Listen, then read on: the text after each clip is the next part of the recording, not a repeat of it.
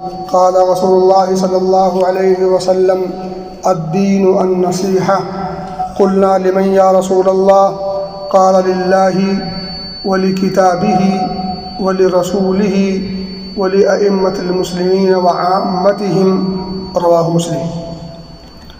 معزز سامعین، حاضرین جمعہ، دینی ملی بھائیوں اور دوستوں اور عزیز ساتھیوں، ایک انسان دوسرے انسان سے بندھا ہوا ہے، مربوط ہے۔ ہر انسان کا کسی نہ کسی انسان سے کوئی نہ کوئی ربط اور ضبط ہے۔ اس کے بغیر یہ زندگی جینا محال ہے۔ اللہ رب العزت نے حضرت آدم اور حضرت حوا علیہ السلام ان دونوں کے توسط سے یہ پوری دنیا بسائی اور پوری دنیا کو ایک دوسرے سے باندھ دیا۔ کوئی بھی کام ہم اس دنیا میں کسی کے ہیلپ کے بغیر، کسی کے تعاون کے بغیر، یا کسی سے لین دین کے بغیر، یا کسی سے معاملہ کیے بغیر ہم کر نہیں سکتے۔ ہم کہیں نہ کہیں بچ چکے ہیں۔ ہم ان کے کام آئیں گے، فلاں ہمارے کام آئے گا، اس کا کوئی اور کام آئے گا۔ ایک تسلسل ہے۔ کوئی بھی انسان ایسا نہیں اس دنیا میں، وہ کتنا بڑا امیر کیوں نہ ہو، اگر پوری دنیا کی بادشاہت کسی کو دے دی جائے تب بھی وہ ادنا درجے کے انسان سے لے کر کے اعلیٰ درجے کے انسان تک وہ مجبور ہے۔ کوئی انسان آپ دیکھ لیں دنیا کے اندر، چھوٹا ہو یا بڑا، امیر ہو یا غریب، کسی بھی شکل کا ہو، کہیں کا بھی ہو، کسی بھی رنگ کا ہو، کسی بھی نسل کا ہو، کسی بھی زبان کا بولنے والا ہو، حتیٰ کہ مرد ہو یا عورت، سب کے سب ایک نہ ایک سے مربوط ہیں، بدے ہوئے ہیں۔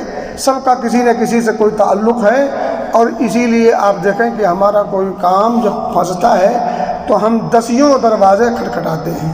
کیوں؟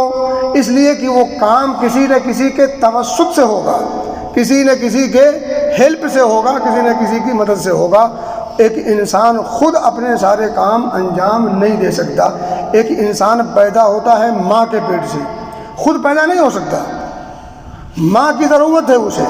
ایک عورت، ظاہر سی بات ہے، اس عورت بھی خود بخود بچہ پیدا نہیں کر سکتی، اس کے لیے ایک آدمی چاہیے جو شرعی انداز میں ہو، نکاح کی شکل میں آئے۔ تو اسی طرح سے کہنے کی بات ہے کہ یہ پوری دنیا کہیں نہ کہیں جا کر کے کسی نہ کسی کے ساتھ مربوط ہے۔ اب یہ جو رشتہ ہے، دو طرح کا رشتہ ہے۔ ایک رشتہ ہے انسانی رشتہ، اور ایک رشتہ ہے ایمانی رشتہ۔ اور ہم اللہ کے فضل سے انسانی رشتے میں بھی بدے ہوئے ہیں اور ایمانی رشتے میں بھی بدے ہوئے ہیں، اور انسانی رشتے سے زیادہ اہم ہوتا ہے ایمانی رشتہ، دینی رشتہ۔ اللہ فرماتا ہے انما المؤمنون اخوہ، سارے کے سارے مومن آپس میں ایک دوسرے کے بھائی ہیں، اور بھائی کا کام بھائی کو نبھانا ہوتا ہے، بھائی کا کام بھائی کو آگے بڑھانا ہوتا ہے، اس کی ہیلپ اور اس کا تعاون کرنا ہوتا ہے، اس کے ساتھ خیر خواہی کرنا ہوتا ہے، نہ کہ اسے گرانا ہوتا ہے، نہ کہ اسے ذلیل و خوار کرنا ہوتا ہے، نہ کہ اسے پریشان کرنا ہوتا ہے، بلکہ بھائی کا کام بھائی کے تئیں ہمدردی والا ہونا چاہیے، اور اخوت کا ہونا چاہیے، بھائی چارے کا ہونا چاہیے، اور اسی طرح سے ہیلپ فل ہونا چاہیے انسان کو۔ لیکن معاملہ ہمارا ذرا بالکل اس کے اپوزٹ ہے، ہم ایک دوسرے کے مخالف رہتے ہیں۔ جبکہ انسانی رشتہ ہو یا دینی رشتہ، دونوں یہ انسان کو مجبور کرتا ہے اور بتاتا ہے اور حکم دیتا ہے، تاکید کرتا ہے کہ ایک انسان کو دوسرے انسان کے ساتھ معاملہ اچھا اور بہتر کرنا چاہیے، سلوک بہتر ہونے چاہیے۔ آج دیکھیں ہم آئے دن ویسے بھی روتے رہتے ہیں، ہم پریشان ہیں، ہم یہ ہیں، ہم وہ ہیں، ہمارے ساتھ ایسا ہو رہا ہے، ہمارے ساتھ ویسا ہو رہا ہے۔ یقین جانیں ہمارے ساتھ جو کچھ ہو رہا ہے صحیح ہو رہا ہے، جو کچھ ہو رہا ہے، جیسا بھی ہو رہا ہے، یہ ہمارے لیے بالکل فٹ ہے، ہم اس کے مستحق ہیں۔ یاد رکھیے، ہم جس چیز سے ہم جوجھ رہے ہیں یہ ہمارے حق میں بہتر ہے، کیونکہ ہم اسی کے لائق ہیں۔ مجھے بتا دے کسی کا کوئی 4 بھائی ہو، سگے بھائی، چھوڑیں یہ دینی اور انسانیت بھائی، سگا 4 بھائی اور چاروں کے آپس میں بول چال ہو، چاروں کی آپس میں بنتی ہو، چاروں آپس میں ایک دوسرے کے خیر خواہ ہوں، چاروں آپس میں ایک دوسرے کی بھلائی کی کوشش میں لگے ہوں۔ مجھے کوئی مثال ایک دے دے، شاید 100 گھروں پر مشتمل کوئی ایک گاؤں ہو، اور اس پورے 100 گھروں پر مشتمل ایک گاؤں میں شاید ایک گھر نہ ملے ایسا کہ 4 بھائی ہوں اور چاروں ایک دسترخوان پر بیٹھ کر کے عید کی سوئیاں یا بقرہ عید کا گوشت کھا سکیں۔ جب ہماری اخلاقی اور دینی حالت اس قدر ہو تو جو کچھ ہو رہا ہے یہ نہیں ہوگا تو اور کیا ہوگا؟ بہرحال میں آپ کو ایک جھلک دکھانا چاہتا ہوں کہ ایک انسان کو دوسرے انسان کے ساتھ اور ایک مسلمان کو اپنے مسلمان بھائی کے ساتھ، یہ تو بڑی اونچی چیز ہے، کیسے ہونا چاہیے میں ایک جھلک دکھاؤں گا۔ میرے بھائی، نبی اکرم صلی اللہ علیہ وسلم نے ایک بار ایک جملہ فرمایا چھوٹا سا، الدین النصیحہ، دین نام ہے خیرخواہی کا، دین نام ہے ایک دوسرے کے ساتھ بھلائی کا، دین نام ہے ایک دوسرے کے ساتھ اچھا اخلاق اور اچھا برتاؤ کرنے کا، دین نام ہے کسی کے نقصان پہنچانے کا نہیں، دین نام ہے اپنے سامنے والے کا نفع پہنچانے کا، ہر ممکنہ کوشش کر کے سامنے والے کے مسائل کو حل کرنے کا، ہر ممکنہ کوشش کر کے انسان ایک دوسرے کا تعاون کرے، یہ نام ہے دین کا، الدین النصیحہ۔ صحابہ پوچھتے ہیں قلنا لمن یا رسول اللہ، اے اللہ کے رسول صلی اللہ علیہ وسلم، یہ خیرخواہی ہم کس کے ساتھ کریں گے؟ کس کے ساتھ کرنا ہے یہ برتاؤ، اچھا اخلاق کا مظاہرہ کرنا ہے، اچھے سلوک کا مظاہرہ کرنا ہے، کس کے ساتھ؟ لمن یا رسول اللہ، قال، تب آپ نے فرمایا، گنایا، للہ، پھیل، یقین جانا ہم پھیل ہیں، اللہ کے ساتھ خیر خواہی کرنا۔ ایک انسان نماز نہ پڑھے وہ اللہ کا خیر خواہ ہو سکتا، اس کے ساتھ اچھا برتاؤ کر سکتا۔ ایک انسان توحید کی فکر نہ کرے وہ اللہ کے ساتھ اچھا بیوہار اور برتاؤ سلوک کیسے کر سکتا؟ اللہ نے کسی چیز سے منع کیا ہو اور ہم اس سے رکنے کے لیے تیار نہ ہو، یہ اللہ کے ساتھ اچھا بیوہار ہوگا، اچھا برتاؤ ہوگا؟ اللہ کسی چیز کا حکم دے ہم اس کو ماننے تیار نہ ہو، یہ اچھا برتاؤ ہے؟ پھیل ہیں ہم، پھیل۔ آپ نے فرمایا للہ ولکتابہ، اس کی کتاب کے ساتھ خیر خواہی۔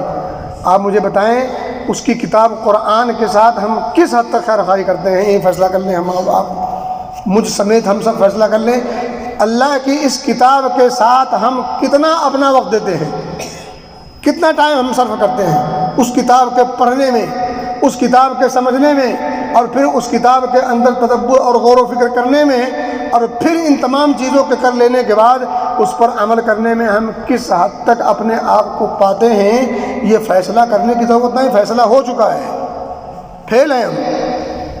للہ ولکتابہ ولرسولہ، اس کے رسول کے ساتھ، نبی محترم صلی اللہ علیہ وسلم کے ساتھ بھی خیر خواہی کرنی ہے۔ کیا خیر خواہی کرنی ہے؟ آپ کے سارے احکام کو بجا لانا ہے۔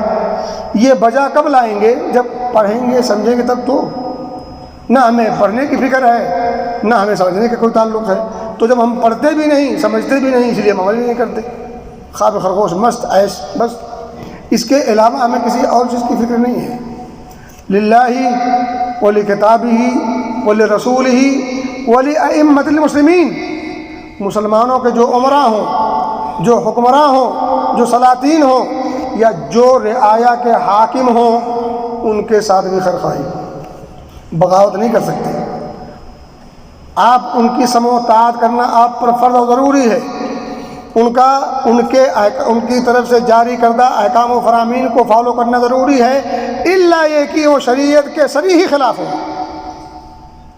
اگر کفر بواح یعنی صریح کفر نہ کریں اور اس کا حکم نہ دیں تو آپ کو اس کی اطاعت اور اس کی بات ماننا اور سننا ضروری ہے۔ کس حد تک ہم کرتے ہیں سوچ لیں۔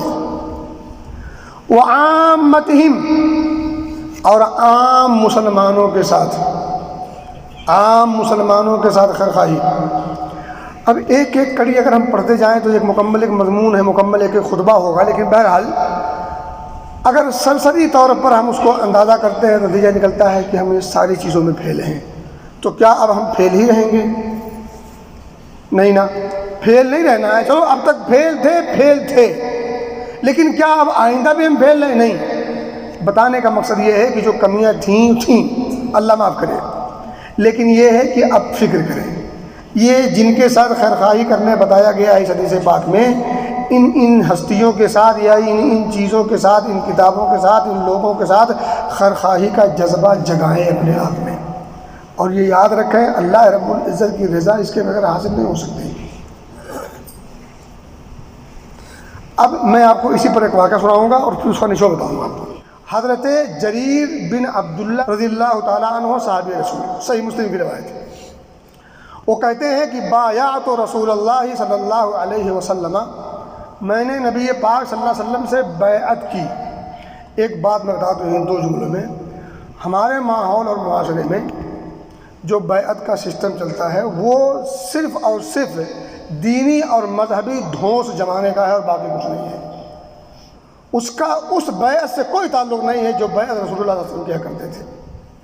یہ صرف مذہبی اور دینی دھونس جمانا ہے، یا یوں کہہ لیں کہ ایک نقلی سرٹیفکیٹ جاری کرنا ہے اپنی تقویٰ و طہارت کا اور لوگوں پر روب جمانا، باقی کچھ نہیں ہے. معاف کیجیے گا مجھے. وہ کہتے ہیں کہ میں نے نبی اکرم صلی اللہ علیہ وسلم سے بیعت کی. کس بات پر؟ علی اقامت الصلاۃ، نماز کے قیام کی، کہ میں نماز قائم کرتا رہوں گا. یہ معاہدہ ہوا ہے نبی اکرم سے. کون؟ جریر بن عبداللہ البجلی رضی اللہ عنہ. میں نے معاہدہ کیا ہے کس بات کا؟ علی اقام الصلاۃ، نماز کی اقامت کا. نماز کی اقامت جمعہ نہیں ہوتی، فجر چھوڑ کے نہیں ہوتی، جب جی میں آئے پڑھ لیں، جب جی میں آئے چھوڑنے نہیں ہوتی. اقامت کا مطلب یہ ہے کہ ہر وقت ہر نماز مسجد کے اندر آ کے جماعت کے ساتھ پڑھنا، اس کا نام ہے اقامت. مجبوری الگ ہے، عذر الگ ہے، عذر شرعی ہے وہ ایک الگ مسئلہ ہے. لیکن بلا کسی عذر کے ایک انسان اگر نماز جماعت سے چھوڑ دیتا ہے تو وہ اقامت صلاۃ نہیں کرتا. اقامت صلاۃ کی ڈیفینیشن سے وہ خالی آ رہی ہے. علی اقام الصلاۃ و ایتاء الزکوٰۃ، زکوٰۃ کی ادائیگی کا. زکوٰۃ کی ادائیگی میں بھی ہم بہت پیچھے ہیں. جب قربانی کرنا آئے تو کہتے ہیں قربانی کا مال غریبوں میں دے دیا جائے. تو زکوٰۃ کس لیے فرض ہوئی ہے؟ عام صدقات و خیرات کا جو ہے کی ترغیب کیوں کی گئی ہے؟ غریبوں کے حقوق الگ ہیں اور دیگر جو شرائع اسلام ہیں وہ الگ ہیں. قربانی کرنا مستقل ایک عمل ہے اور غریبوں کی خبر گیری کرنا مستقل ایک عمل ہے. اس عمل کو گڑبڑ نہ کیا جائے. تو یہ ملحدین کی باتیں ہیں. ملحدوں کے چکر میں پڑ کر کے ہم میں سے بہت سارے بھولے بھالے مسلمان، یہ ہوتا کیوں ہے؟ یہ بھولا پڑ کب چلے گا؟ دین سے جہالت کی وجہ سے ایک ملحد آتا ہے، اب چپڑی چپڑی باتیں کرتا ہے اور ہم اس کے دام میں پھنس جاتے ہیں. علی اقام الصلاۃ و ایتاء الزکوٰۃ، اور آگے آپ نے انہوں نے فرمایا والنصح لکل مسلم. میں نے معاہدہ نبی مکرم صلی اللہ علیہ وسلم سے کیا ہے اس بات پر بھی کہ میں نماز کا خاص خیال رکھوں گا، اقامت کروں گا، زکوٰۃ کی ادائیگی میں کوتاہی نہیں کروں گا، اور تمام مسلمانوں کے ساتھ اچھا سلوک کروں گا، اچھا ویوہار کروں گا، خیرخواہی کا معاملہ برتوں گا، اور ان کے ساتھ کبھی بدخواہی نہیں کروں گا، کبھی جھوٹ مکر اور فریب اور ڈھکوسلا اور اس طرح کی چیزیں نہیں کروں گا، کبھی ان کے نقصان کے در پہ نہیں ہوں گا، ہمیشہ ان کی خیرخواہی کرتا رہوں گا. یہ انہوں نے عہد و معاہدہ کیا تھا. کس سے؟ نبی محترم صلی اللہ علیہ وسلم. کون تھے یہ؟ صحابی رسول جریر بن عبداللہ البجلی. اب ان کا ایک واقعہ سنیں. ایک مسلمان دوسرے مسلمان کے ساتھ خیرخواہ ہونا چاہیے. خیرخواہی کیسے ہوتی ہے؟ ذرا واقعہ سنیں اور اندازہ ہوگا آپ کو اس واقعے سے. جریر بن عبداللہ البجلی کہتے ہیں کہ میں نے اپنے غلام کو ایک گھوڑا خریدنے کے لیے بھیجا. ذرا سمجھیے گا بات. جریر بن عبداللہ البجلی صحابی رسول جنہوں نے بیعت کی ہے کہ میں ہر مسلمان کے ساتھ خیرخواہی کروں گا. ہم نے بھی تو بیعت کی ہے نبی پاک سے، اشہد ان محمد رسول اللہ، معاہدہ ہے. اب ہماری زبان جب کھلے گی تو نبی کے اشارے کے مطابق کھلے گی، یہ معاہدہ ہے. ہم چلیں گے تو نبی کے اشارے کے مطابق چلیں گے، یہ معاہدہ ہے. اشہد ان محمد رسول اللہ میں یہ شامل ہے. غلام کو بھیجا گھوڑا خریدنے کے لیے. بازار گیا، ایک آدمی سے سودا طے ہو گیا. کہا چلو گھر میں تمہیں پیسے دیتا ہوں، درہم. 300 درہم میں گھوڑا خریدنے کی بات طے ہو گئی۔ جس کا گھوڑا تھا وہ راضی برضا خوشی کے ساتھ 300 پر راضی ہو گیا۔ اب وہ غلام جریر بن عبداللہ کے اس آدمی کو لے کر کے اپنے گھر پہنچتے ہیں مالک کے پاس کہ چلو گھر میں تمہیں وہ 300 درہم میں تمہیں دیتا ہوں اس گھوڑے کے جو میں نے گھوڑا تم سے خریدا ہے۔ جیسے ہی گھوڑے کا مالک لے کر کے گھر پہنچتا ہے، جریر بن عبداللہ جب باہر نکلتے تو گھوڑا دیکھتے، پوچھتے کتنے کا لیا؟ کہا 300 درہم کا، غلام سے۔ اب مالک سے جریر بن عبداللہ کہتے ہیں کہ کیا تم اس گھوڑے کو 400 درہم میں دو گے؟ تمہارا گھوڑا تو 400 سے بھی زیادہ قیمت کا لگتا ہے۔ کہا کیوں نہیں؟ کہا 500 کا دو گے؟ تمہارا گھوڑا تو 400 درہم سے بھی زیادہ قیمتی لگتا ہے۔ کہا کیوں نہیں؟ کہا 600 دو گے؟ کہا کیوں نہیں؟ یہ تسلسل چلتا رہا یہاں تک کہ 800 درہم طے کر دیا۔ جب 700 پر پہنچے تو کہا کہ یہ تو اس سے بھی زیادہ قیمتی لگتا ہے، کیا 800 پر دو گے؟ کہا ہاں۔ کیوں نہیں دیں گے؟ غلام کہتا ہے مالک 300 درہم پر میں نے اس سے سودا طے کیا ہے اور میں نے کوئی جبر نہیں کیا ہے، اس نے دل سے دیا ہے، کسی قسم کا کوئی دباؤ نہیں تھا، کوئی پریشر نہیں تھا، اس نے اپنے دل سے خوشی کے ساتھ بیچنے آیا تھا، میں خریدنے گیا تھا، بات ہوئی، سودا طے ہو گیا 300 درہم پر اور میں اسے یہاں لے کر کے آیا ہوں تاکہ 300 درہم سے دے سکوں، بات تو طے تھی۔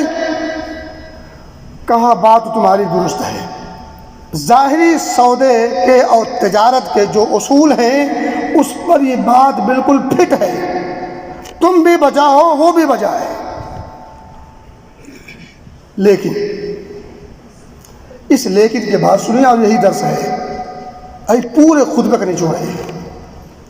لیکن بایعت رسول اللہ صلی اللہ علیہ وسلم علی النصح لکل مسلم، لیکن مجھے یاد ہے کہ میں نے نبی اکرم صلی اللہ علیہ وسلم سے ہر مسلمان کے ساتھ خیر خواہی کرنے پر بیعت اور معاہدہ کیا تھا۔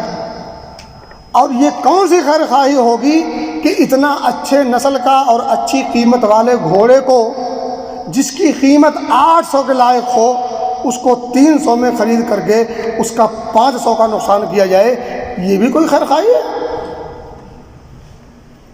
اب ذرا اس واقعے کو سامنے رکھیں اور مجھ سمیت ہم سب اندازہ کر لیں اور پھر اپنے حال کا بھی تھوڑا سا مطالعہ کر لیں، اندازہ ہو جائے گا کہ ہم پریشانی میں مبتلا کیوں ہیں، ذلیل و خوار کیوں ہیں، ذلت و رسوائی کے چنگل سے نکلنے کے راستے نہیں دکھ رہے ہیں کیوں؟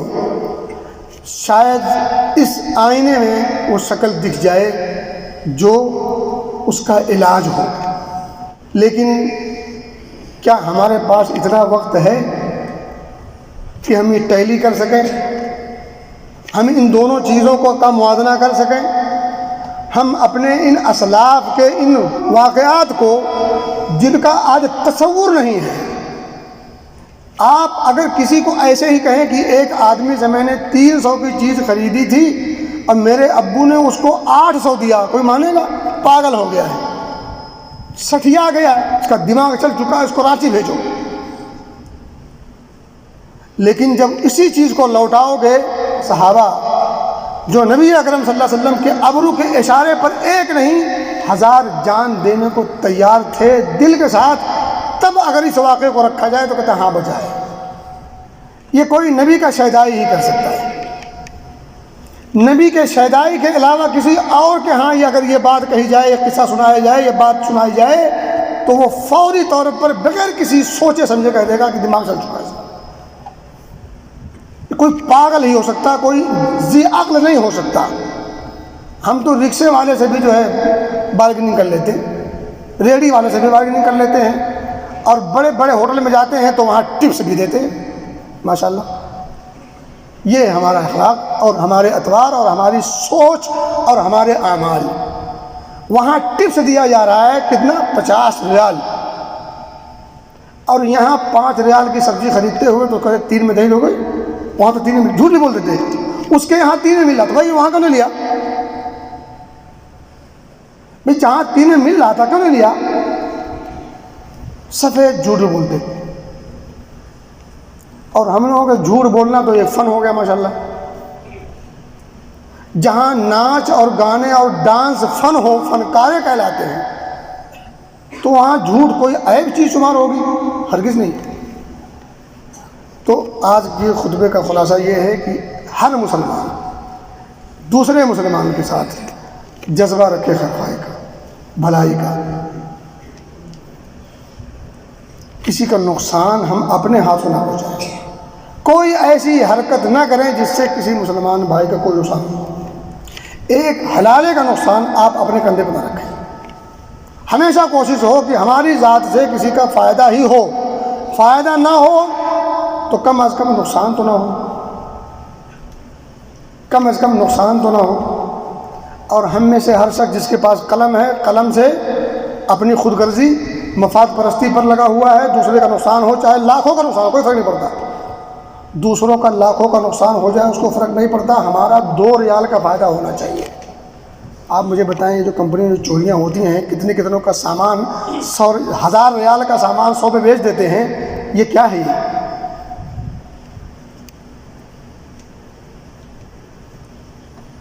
آپ نے 100 ریال کے حصول کے لیے 1000 ریال کا خراب کیا ہے؟ کبھی سوچا اس کو؟ رب کی بارگاہ میں اگر کھڑے ہو کر کے سوال، اگر کیا حقیقت میں سوال ہوں گے، اس سوال کا جواب ہے آپ کے پاس، ہمارے پاس؟ اس کی بھرپائی کے لیے کوئی انتظام ہے؟ اس 100 ریال کے حصول کے لیے جو آپ نے 1000 ریال کا نقصان کیا ہے کمپنی کا یا حکومت کا، آپ مجھے بتائیں جب حکومت وہاں آپ کے سامنے کھڑی ہوگی اور آپ سے اس چیز کا جو آپ نے خراب کیا ہے بیچنے کے لیے، اس چیز کے بارے میں جب آپ کے ساتھ سوال ہوگا، آپ کے پاس صرف کچھ اعمال ہوں گے، اور ہم کس قدر اعمال کرتے ہیں یہ ہمیں اور آپ کو اندازہ ہے۔ ہمارے پاس اعمال تو ہوں گے مگر بد ہوں گے، برے ہوں گے۔ اچھائی والے اعمال، ثواب نیکی جو ثواب کم ہوں گے، اور ہوں گے جو بھی ہوں گے ٹوٹے پھوٹے، وہی آپ کے پاس ہوں گے۔ اب اگر کھڑی ہو گئی کمپنی آپ کے سامنے، کھڑی ہوگی، سفارش چلے گی وہاں؟ اس سے کوئی والا آ کے آپ کی سفارش کرے گا؟ اگر وہاں بھی کوئی انتظام ہے تو ٹھیک ہے، کیجئے، کوئی بات نہیں۔ لیکن حقیقت یہ ہے کہ وہاں سب کی سب پریشان ہوں گے۔ نفسی نفسی، اللہم سلم اللہم سلم، یہ الفاظ نبیوں کی زبان سے نکلیں گے۔ انبیاء کہیں گے اللہ بچا، اللہ مجھے اپنی پرواہ۔ انبیاء اپنی پرواہ کی ندا لگائیں گے، اور کیا ہم وہاں کسی کو اپنا پرسان حال پائیں گے؟ میرے بھائی ہرگز نہیں پائیں گے۔ اس لیے ہوش کے ناخن لیجیے، اس دنیا کی چمک دمک میں، اس کی زیب و زینت میں اپنے ایمان کا سودا نہ کیجیے۔ سوکھی روٹی کھا کے گزارا کر لیجیے، یہ بہتر ہے بنسبت مرغ مسلم کے، کیونکہ یہ جو جسم انسانی ہے، چاہے مرغ مسلم کھائے کے نشو و نما پائے، چاہے سوکھی روٹی کھا کے، مرنے کے بعد جانا دونوں کو ہی ہے۔ منو من مٹی کے نیچے دونوں کو دبایا جائے گا۔ جس نے مرغ مسلم کھائی ہے، بریانی کھائی ہے تازی وہ بھی، اور جس نے باسی اور روکھی سوکھی روٹیاں کھائی ہیں وہ بھی، دونوں کا انجام موت کے بعد منو من مٹی کے نیچے ہی ہے۔ بہرحال اللہ سے دعا ہے کہ اللہ ہمیں سمجھ کی توفیق دے، اور ہم سب کو ایک دوسرے کے ساتھ خیرخواہی زبر رکھنے کی توفیق دے۔ اللہ ہم سب کو بدخواہی سے بچائے، اور ہمیں اپنے حالت زار پر غور و فکر کرنے کی توفیق دے۔ آمین۔